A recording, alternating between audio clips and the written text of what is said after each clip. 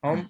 Uh, Begitu ngelihat tadi tayangan slide-slide-nya, saya teringat tadi yang bagian alkohol tadi, karena itu memberi kesan yang luar biasa. Kalau perjumpaan dengan beberapa teman-teman itu satu sloki kita saudara. Ya. Nah, tapi kalau bersloki-sloki ya berdarah-darah. Atau kalau misalnya kita lihat di botol anggur merah cap orang tua, itu kan ada 4 tokoh di situ kalau nggak salah. Ada perempuan, ada kakek, ada orang tua, ada ibu-ibu, sama satu lagi ada hewannya. Nah, itu adalah tahapan orang kalau sudah mabuk katanya. Tahapannya bisa jadi kayak meracau kayak anak kecil, atau yang kedua ngomel kayak ibu-ibu, ketiga menasehati kayak orang tua, atau kayak binatang nanti pada akhirnya tidur di selokan dan lain sebagainya. Tapi ya itu memberi kesan saya kembali ke situ. Tapi paling tidak untuk materinya Om Rudi tadi, saya mencatat sangat kaya ketika kita membuat pintu masuknya awalnya dari aksara.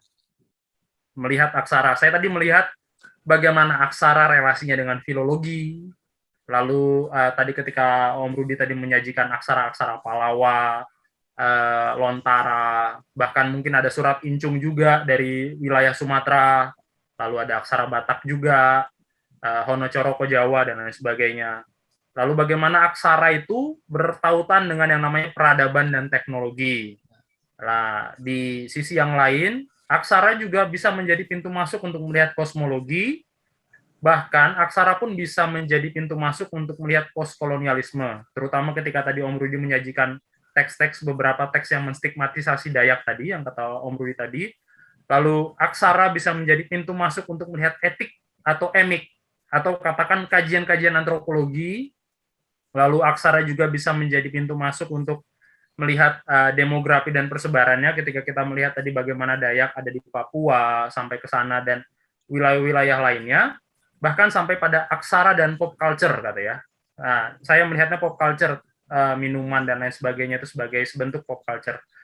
Itu cara saya untuk melihatnya, tapi paling tidak mungkin bisa jadi gambaran buat teman-teman, tapi tanpa bermaksud untuk mengkotak-kotakan sama sekali.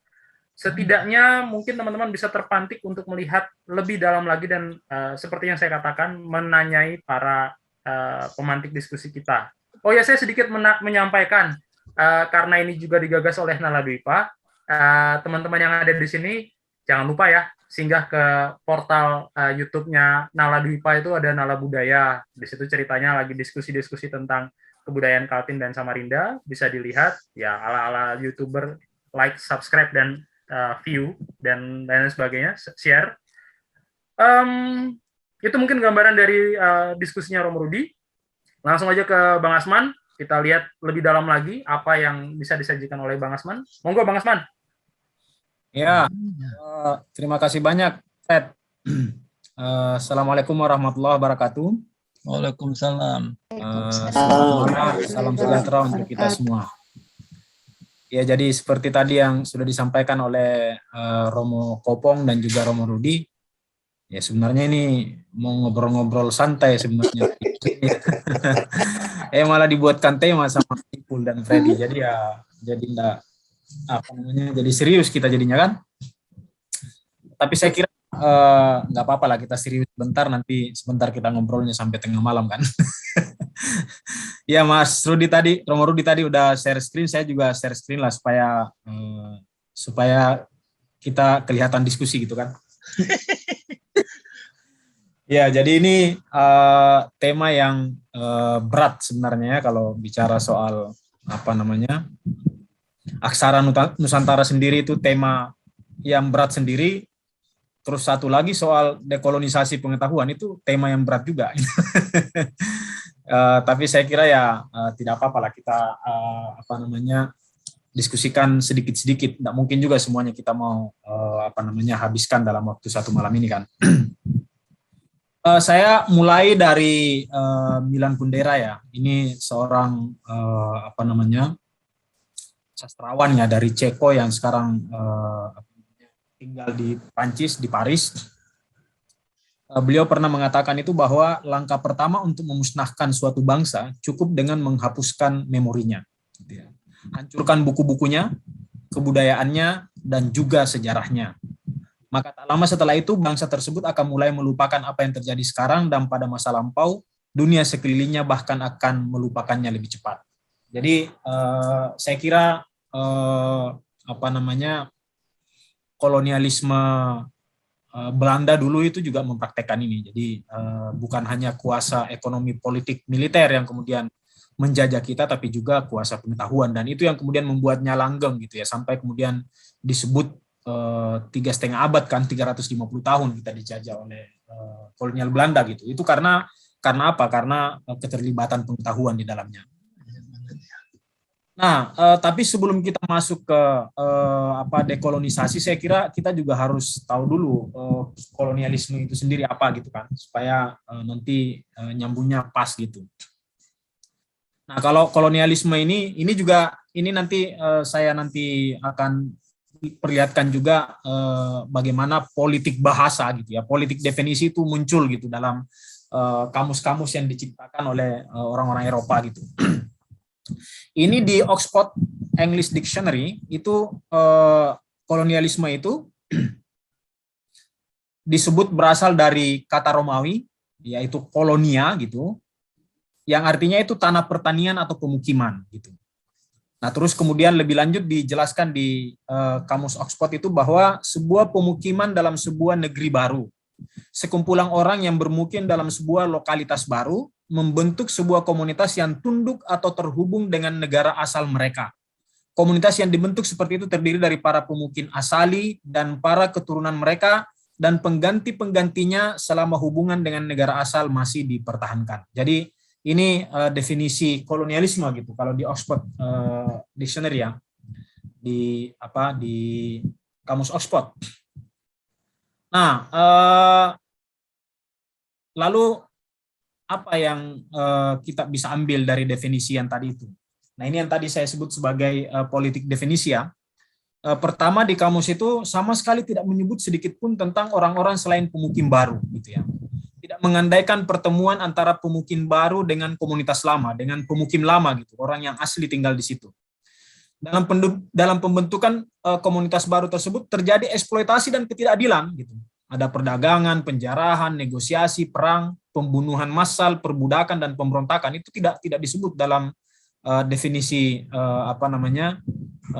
kolonialisme di kamus Oxford itu. Nah, padahal sebenarnya kolonialisme itu adalah penaklukan dan penguasaan atas tanah dan harta benda rakyat lain.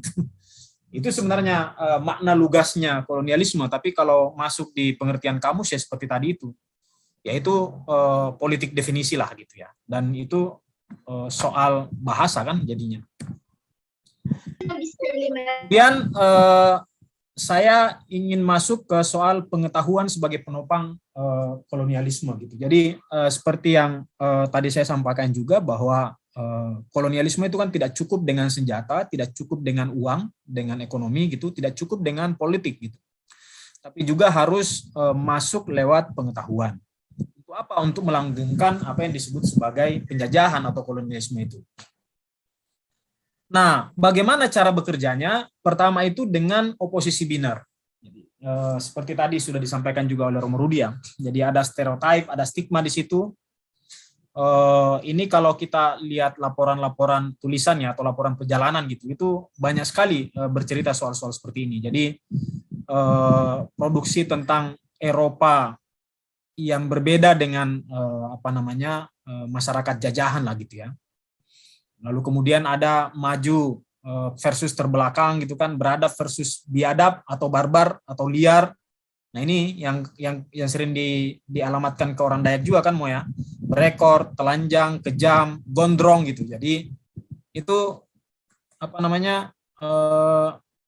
itu kalau gondrong itu belum beradab katanya Mo. itu stigma yang dibuat oleh kolonialisme ya. Terus kemudian juga sensual, tidak bermoral, mengumbar nafsu sembarangan. Antropofagi ini dibuat oleh istilah ini dibuat oleh seorang penulis Romawi di dalam bukunya yang namanya Natural History gitu ya. itu ini apa pemakan orang gitu kan. Jadi ini juga sama kan dengan stigma yang dibuat oleh siapa yang menulis The Headhunter of Borneo ini. Albok. Ya, Karbok ya. Ini sama juga. Ini sebenarnya mengadopsi dari tulisannya Pliny Tua ini tentang natural history gitu. Yang soal Dayak makan orang kan. Dan itu celakanya dipercaya oleh orang kan gitu. Saya kalau pas di kampung Dayak gitu, di telepon sama orang di kampung, dia bilang, wah ini kok berani masuk ke kampung Dayak gitu kan, karena pikirannya itu Dayak itu ya itu apa makan orang gitu kan, berekor kayak gitu-gitulah. Nah ini juga tadi sudah disebut oleh Romo Rudi soal Edward Said ya. Edward Said itu pernah bilang bahwa yang menciptakan konsepsi tentang Timur itu adalah Barat, tapi timurisasi Timur ya dilakukan oleh orang Timur sendiri gitu kan. Jadi ya kayak gitu kan, kita sekarang yang kemudian apa merendahkan komunitas lain di luar komunitas kita sendiri kan. Nah itu sebenarnya bagian dari politik yang disebut sebagai politik pecah belah itu. Jadi divide et impera itu ya salah satu operasinya lewat yang hal seperti ini juga. Di Sulawesi Selatan misalnya ya orang Bugis itu punya banyak sekali stigma tentang orang Makassar, demikian pula sebaliknya orang Makassar sangat banyak stigmanya tentang orang Bugis gitu kan. Terus kemudian ada penggambaran inferior, orang-orang non-Eropa menjadi legitimasi untuk kolonialisme. Jadi akhirnya kemudian penggambaran tentang tadi yang apa namanya, yang barbar, liar dan segala macam itu, yang kemudian melegitimasi orang-orang Eropa untuk melakukan yang namanya pemberadaban gitu atau gospel itu kan. Jadi kita ini dituntut secara manusiawi untuk memanusiakan orang yang belum menjadi manusia kayak gitulah tuntutan moralnya gitu ceritanya kan. Dan itu legitimasi moral dari apa yang disebut sebagai kolonialisme. Nah, selain pengetahuan itu juga ada kuasa agama, Pak. Jadi tidak cukup dengan pengetahuan dengan cara tadi soal stigma, soal membelah gitu ya, yang mana yang beradab, yang mana yang tidak beradab gitu, tapi kemudian harus ada kuasa agamanya juga supaya lebih memperkuat. Dan ini juga kaitannya waktu itu karena ya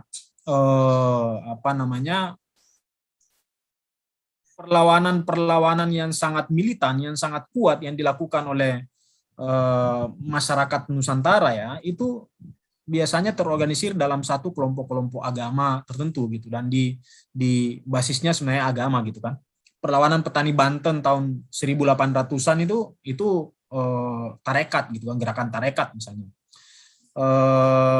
Peran Diponegoro gitu ya, dari 1825 sampai 1830 itu waktu maghrib di Samarinda itu juga basisnya kan agama kan. Nah itu kemudian kenapa kolonialisme ini berkepentingan dengan kuasa agama gitu. Nah di zamannya Snokhorgronya ini yang menjadi penasehat utamanya pemerintah kolonial waktu itu dia menemukan satu orang Sayyid di Batavia waktu itu, namanya Sayyid Usman bin Abdullah bin Aqil Ibnu Yahya Al-Alawi, yang kemudian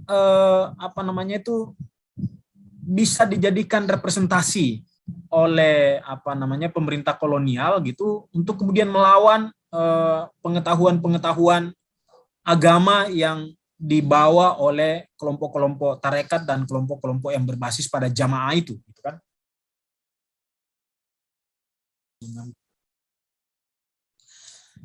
Nah, terus antara lain juga yang yang di ini sebenarnya masih lama ini Fred. Kalau 1 menit ya enggak cukup ini. Tapi saya coba percepat aja ya. Dalam cerita-cerita atau narasi-narasi teks misalnya yang dibuat oleh pemerintah kolonial itu juga mengkampanyekan bahwa Wali Songo itu adalah mitos kan. Ya padahal masih banyak sekali naskah-naskah Wali Songo sekarang bisa dibaca. dan juga keturunannya ada kan, tapi kemudian disebut oleh mitos, dan celakanya banyak dipercayai oleh orang-orang di Nusantara, bahkan orang-orang terpelajar gitu ya, yang belajar di universitas, di perguruan tinggi itu juga percaya bahwa Wali Songo itu adalah mitologi yang tidak ada dalam konteks sejarahnya sebenarnya. Nah, terus yang kedua, kalau kita bicara soal teori Islamisasi di Nusantara, itu sebenarnya ada pengkaburan yang dibuat oleh para orientalis ya. Jadi disebut misalnya bahwa Islam masuk ke Nusantara itu melalui Gujarat atau India gitu, bukan dari orang-orang Arab yang mengislamkan Nusantara. Nah, ini teori yang dibangun oleh Snokor Bronje gitu, yang kemudian diikuti oleh orientalis-orientalis kolonial lain ya, seperti R.A. Ken gitu, Mokwit, kemudian Serik, terus kemudian Beck, dan juga Drewes. Ini orang-orang yang kemudian menyebut bahwa Islam masuk ke Nusantara melalui Gujarat gitu. Padahal sebenarnya Islam masuk ke Nusantara itu sejak di zamannya Khalifah Utsman bin Affan gitu. Bahkan ada yang menyebut di zamannya Khalifah Umar bin Khattab, itu sekitar abad ke-5 atau abad ke-6 Masehi gitu kan. Ini tercatat di laporan dinasti Ming Cina pada saat itu. Itu ada utusan Khalifah Utsman yang datang ke Kaisaran Cina waktu itu, dan kemudian ditanya, Anda dari mana gitu kan? Dia bilang, kami diutus oleh raja kami untuk bertemu dengan Tuan gitu kan. Suku Anda apa gitu? Nah, dia sebut sebagai suku Tashi. Itu ya catatannya orang Cina ya. Padahal itu sebenarnya Quraisy gitu, Quraisy gitu. Nah, kemudian di dalam laporan Cina itu disebut rajanya orang-orang Tashi itu disebut Han Mim Momoni gitu kan. Jadi ini cara mengejanya orang Cina ya. Nah, itu sebenarnya Amirul Mukminin gitu. Amirul Mukminin, jadi gelarnya orang-orang khalifah orang Islam kan itu orang Amirul Mukminin gitu. Dan ini diperkuat oleh kesaksian dan tulisan penulis-penulis Arab di abad 10 dan 11 seperti dan juga Al-Mas'udi. Ada juga Ibnu Haukal menulis di dalam kitab Al-Masalik wal Mamalik itu.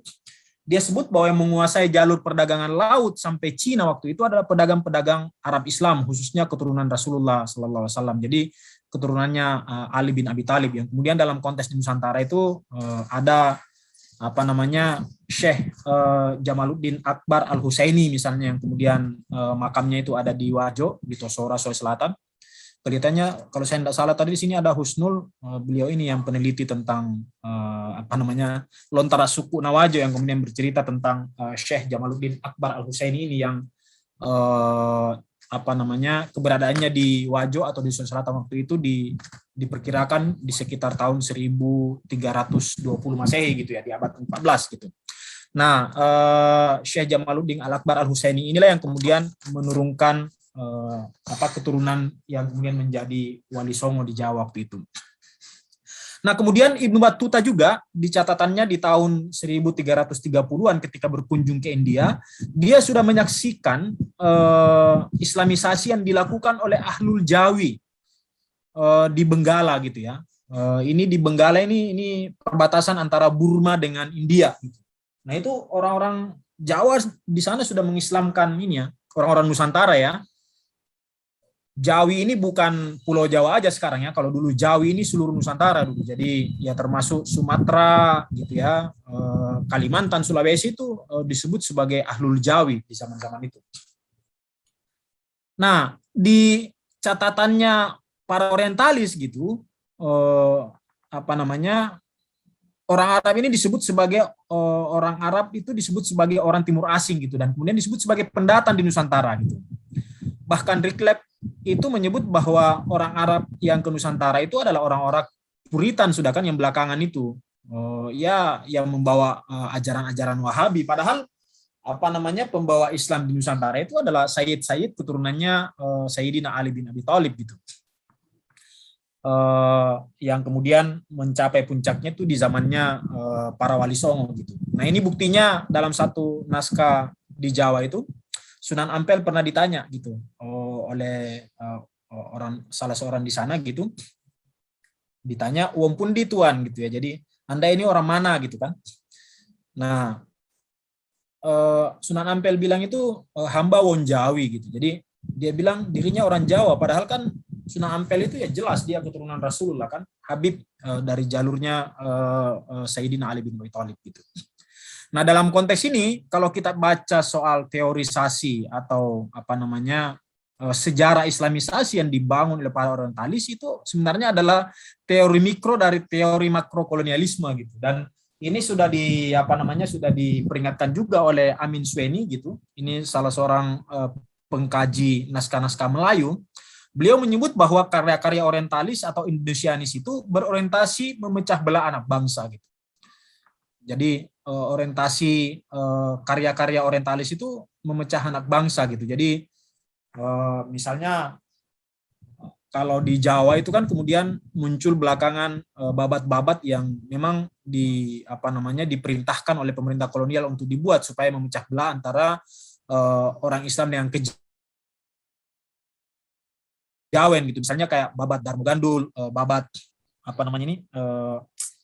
yaitu babat-babat itu. Jadi ini orientasinya memang didorong untuk memecah anak bangsa gitu. Jadi kalau di Jawa itu ya kejawen versus Islam, termasuk misalnya antropolog belakangan ya, misalnya kayak siapa di Bogor, aku lupa namanya, yang membuat kategorisasi santri abang Gertz gitu. Clifford Gertz gitu ya. Dan kalau yang konteks di Sulawesi Selatan misalnya Amatua versus Islam misalnya, itu selalu dibentur-benturkan seperti itu kan, agama-agama lokal dibenturkan dengan agama yang disebut sebagai agama langit lah kayak gitu. Nah itu sementara terkait bagaimana kemudian proses. Halo Fred, suara saya kedengaran nggak ya? Ya. Masih Bang, masih. Share saya itu dia hang laptopnya. Disabotase sama Ipul. Nah, terakhir ini soal standarisasi aksara gitu. Ini juga sangat kolonial juga gitu. Standarisasi aksara ini itu dilakukan juga pemerintah kolonial ya. Jadi makanya kan kemudian ada kajian-kajian tentang Jawa juga kan di universitas di luar negeri itu. Jadi sastra banyak sekali orientalis yang kemudian mempelajari sastra Jawa. Lalu kemudian dibuatlah standarisasi standarisasi aksara kan. Nah, celakanya kalau kita mengikuti standarisasi aksara ini, maka kita akan sulit untuk mengakses naskah-naskah kuno gitu ya. Misalnya naskah-naskah Jawa atau Bali Sasak kuno itu yang yang aksaranya itu cukup berbeda dengan model yang kemudian distandarisasi dan kemudian dipelajari di perguruan tinggi hari ini gitu kan. Saya sekarang ini lagi belajar membaca babat Sasak, itu naskah Bali. Wah, itu cukup berbeda memang dengan naskah Bali, naskah Jawa maupun naskah Bali yang sudah distandarisasi sekarang. Nah, kemudian terkait dengan transliterasi gitu ya. Bahasa, transliterasi, dan ejaan itu sebenarnya memiliki ideologi sendiri ya. Nah, transliterasi yang kita gunakan sekarang ini sebenarnya itu adalah warisan orientalis gitu, lalu distandarisasi kemudian oleh pemerintah Indonesia, dan kemudian itulah yang dipelajari di perguruan-perguruan tinggi kita hari ini gitu kan. Padahal sebenarnya itu berbeda gitu. Kita nanti akan kelihatan ya bagaimana kemudian model transliterasi yang kemudian distandarisasi itu akan menjauhkan kita dari menjauhkan bahasa itu dari masyarakatnya gitu ya. Karena sebenarnya kitab gitu ya, atau aksara atau bahasa ini ya santri-santri Nusantara kalau kita bicara dalam konteks dalam konteks kitab-kitab yang dipelajari. Bentar, ini kelihatan nggak ya? Masih kelihatan yang saya share ini? Masih Mas. Ya. Jadi bahasa atau aksara yang khususnya aksara yang dipelajari oleh santri-santri Nusantara itu sebenarnya aksara yang menyatu dengan rakyat gitu. Nah, sementara transliterasi resmi itu menjauhkan bahasa atau aksara dari kehidupan konkret rakyat gitu. Jadi misalnya gini ya, kalau di dalam kitab-kitab santri itu kan misalnya banyak kata-kata jimat misalnya. Nah, itu ketika ditransliterasi dalam konteks transliterasi yang distandarisasi oleh warisan orientalisme hari ini, itu dibaca azimah misalnya. Ini kan orang tidak akrab dengan apa itu azimah gitu kan. Nah, sementara yang akrab di telinga santri, di telinga masyarakat kita itu adalah jimat gitu kan. Nah, ini ada yang lebih parah lagi. Misalnya ada seorang ulama yang sangat terkenal dan menjadi jaringan Haramain di abad ke-17 itu, namanya Syekh Sibghatullah gitu kan. Nah, ketika ditransliterasi dengan model yang distandarisasi, sekarang jadinya namanya jadi Sibghat Allah gitu kan. Nah, ini kan jadi tidak nyambung dengan dengan kesadaran rakyat itu sendiri dan bahasa rakyat itu sendiri gitu kan. Nah, dampaknya kemudian minim kontribusi bahasa pesantren ke bahasa nasional kan. Nah, bahasa transliterasi pesantren ini sebenarnya disebut atau dikenal sebagai transliterasi naturalis gitu, atau mengikuti sistem bunyi pengucapan atau kelisanan. Jadi dia sesuai dengan lisan gitu sebenarnya. Makanya karena itu misalnya kayak yang tadi ya, misalnya kayak tashi ya, ditulis tashi misalnya, itu karena yang dia dengar itu ujungnya saja gitu kan. Padahal itu Quraisy atau Quraisy gitu kan. Kemudian di di babak Sasak ini, babak Sasak berbahasa Bali di abad 15 itu ada kata ini wasarpata. Jadi dalam teks itu kemudian memuji-muji Nabi gitu kan dan segala macam gitu. Lalu kemudian ada kata wasarpata. Setelah dicek dengan misalnya naskah-naskah Jawa yang juga berbicara soal seperti itu, rupanya itu diambil dari bahasa Arab sebenarnya gitu. Jadi An-Nasr wal Fath gitu. An-Nasr wal Fath ini ya orang Islam yang di dalam Al-Qur'an itu kan ada di surah ke-110 mungkin ya. Surah An-Nasr itu idza jaa nasrullahi wal fath gitu kan. Itu sebenarnya. Nah, ketika sampai di Bali itu jadinya wasarpata gitu. Nah, itu An-Nasr wal Fath artinya pertolongan dan kemenangan gitu kan. Kemuliaan gitu.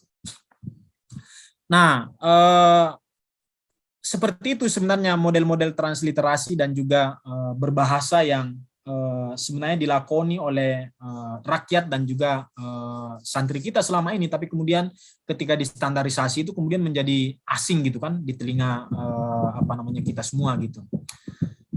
Nah, terakhir sarjana-sarjana Amerika pun juga sampai hari ini itu juga menyebut bahwa kajian Islam Indonesia itu kaya akan hasanah kitab kuning tapi tidak punya metodologi gitu. Nah, karena kita tidak punya metodologi maka tetap disebut sebagai tradisional dan belum modern. Nah, ini kelanjutan dari kolonialisme itu sendiri kan. Jadi bagaimana kemudian kita tetap dikolonisasi dalam konteks pengetahuan. Sehingga kemudian pada akhirnya sampai hari ini kita tetap akan dijadikan sebagai konsumen semata tapi kemudian tidak pernah menjadi produsen pengetahuan. Nah, saya kira ini yang penting kenapa kemudian kita harus belajar. Kalau kita bicara tadi soal dekolonisasi pengetahuan dalam konteks aksara Nusantara, ya kita harus belajar aksara Nusantara kita hari ini, karena ya kolonial Belanda kan dan juga misalnya Indonesianis sekarang yang belajar tentang naskah-naskah kita juga tidak sepenuhnya paham sebenarnya kan. Misalnya kayak kata wasarpata dalam kitab dalam naskah Sasak itu, Bali itu pasti tidak bisa dibaca oleh kalangan orientalis. Kenapa? Karena ini terkait dengan aksara Arab dan juga ada konteks sejarahnya gitu. Jadi ini kan merujuk sebenarnya terhadap kemenangan Rasulullah ketika menaklukkan kota Makkah. Jadi itu kan disebut sebagai Fathu Makkah gitu. Nah, makanya dia disebut sebagai An-Nasr wal Fath gitu. Jadi pertolongan Tuhan, pertolongan Allah dan kemudian mendapatkan kemenangan. Nah, di naskah kita itu disebut sebagai wasarpata. Ada satu juga teks yang sangat asing kita membacanya, Yahiti bacanya gitu kan. Tapi setelah dibandingkan dengan naskah Jawa, itu bacanya menjadi ya Sayyidi. Ya Sayyidi ini puji-pujian terhadap Nabiullah Muhammad SAW. Itu ada dalam naskah-naskah Bali gitu. Jadi luar biasa itu, naskah Bali itu banyak sekali naskah yang kurang lebih kayak naskah Barasanji yang memuji-muji baginda Rasulullah Muhammad SAW. Biasanya pupuh pertamanya itu dimulai dengan om gitu, lalu setelah itu Bismillahirrahmanirrahim, lalu di bawahnya itu penuh dengan pujian-pujian terhadap Nabi Muhammad yang berisi kemudian tentang sejarah pengislaman Nusantara, dan yang paling banyak juga terkait dengan sejarah islamisasi Indonesia bagian tengah dan timur. Jadi yang dia sebut antara lain misalnya bahwa Sunan Giri itu adalah gurunya Dato' Ribandang. Dato' Ribandang ini adalah orang yang mengislamkan kerajaan Goa di Sulawesi Selatan, yang kemudian setelah kerajaan Goa diislamkan masuk ke Kutai Kertanegara, mengislamkan kerajaan Kutai Kertanegara bersama muridnya yang bernama Syekh Tunggang Parangan, yang disebut sebagai Habib dengan Fam Bim Yahya gitu. Nah, ini masih gelap sih sebenarnya siapa ini Syekh Tunggang Parangan, tapi di dalam naskah Bali itu disebut sebagai cucu muridnya Sunan Giri. Sunan Giri kedua ya, Sunan Giri Prapen gitu, yang muridnya itu adalah antara lain Dato' Ribandang, dan Dato' Ribandang ini punya murid lagi yang kemudian menyebarkan Islam di Kutai Kertanegara, yaitu Dato' Tunggang Parangan. Sementara itu saya kira jadi penting untuk kita belajar soal naskah ini, karena kalau enggak ya dan juga kalau kolonial yang kemudian membuat dan mempelajari naskah kita ya akhirnya kemudian kan dimaknainya juga seenaknya kan, ditransliterasi sesuai dengan apa yang dia pahami juga. Dan sebenarnya sangat banyak transliterasi yang salah yang kemudian dimunculkan oleh kelompok-kelompok kolonial ini. Saya kira itu teman-teman sementara. Terima kasih.